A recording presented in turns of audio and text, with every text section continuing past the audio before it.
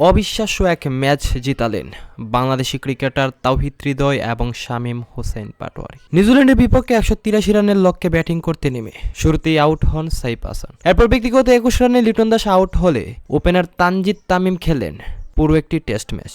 25 বল থেকে মাত্র 20 রানে আউট হওয়ার পর বাংলাদেশ ক্রিকেট ফ্যানদের আশাবোধই খানিকটা চলেই গিয়েছিল।